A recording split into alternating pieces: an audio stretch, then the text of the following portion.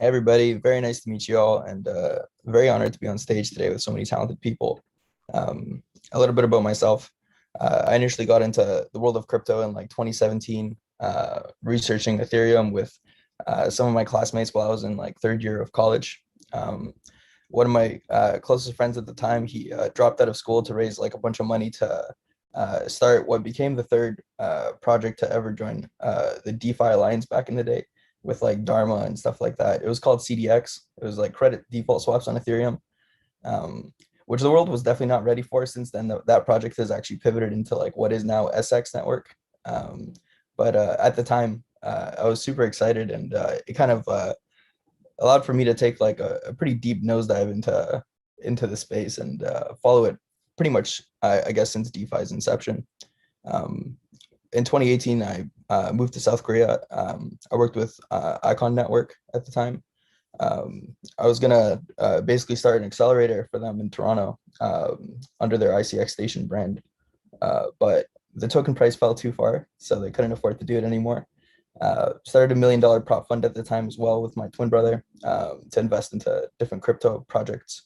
Uh, Ended up doing really well. I had a pretty big multiple on the fund, but remained in the market until that multiple evaporated almost completely. Pivoted into some traditional venture. Worked at AngelList Venture on their venture team. Had the pleasure of working with people like Naval Ravikant, managing his venture portfolio. I worked with like all of Spearhead, which is Naval's program for first-time fund leads.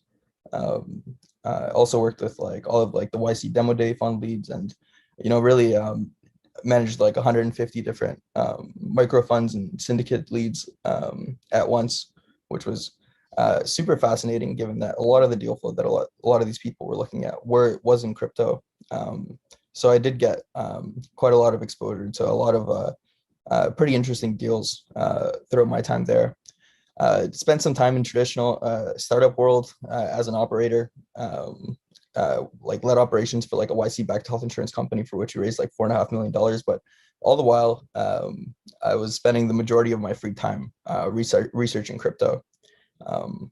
My biggest achievement probably within the world of DeFi that I can, I guess, like pull back from back in 2019, 2020, I would say was starting to like speculate on how the Ethereum community is going to solve the problem of transaction fees within DeFi.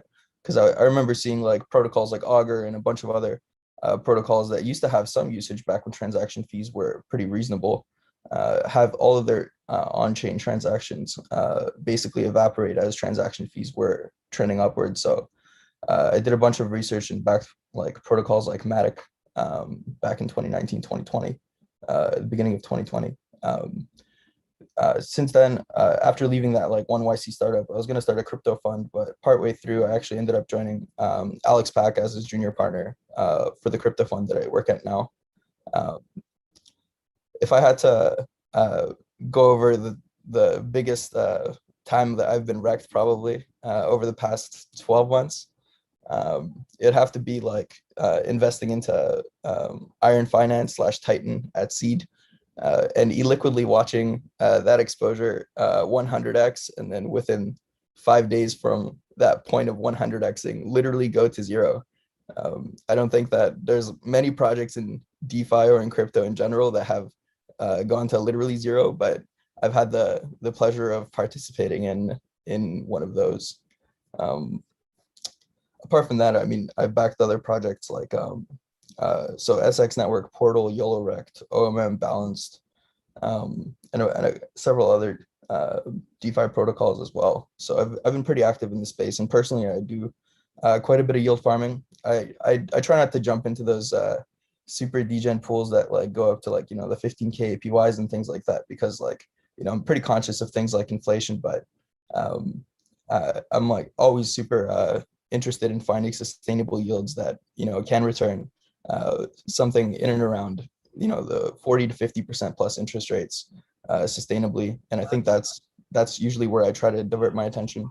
And yeah, working at a crypto venture fund these days allows for me to see a lot of interesting protocols come up, and a lot of these interest rates don't really get ironed out, and even until like I guess the public like really gets to know what's going on. And so I think there's a lot of untapped alpha to being a venture investor within the world of DeFi that I'd love to forward to the greater community of Aladdin DAO.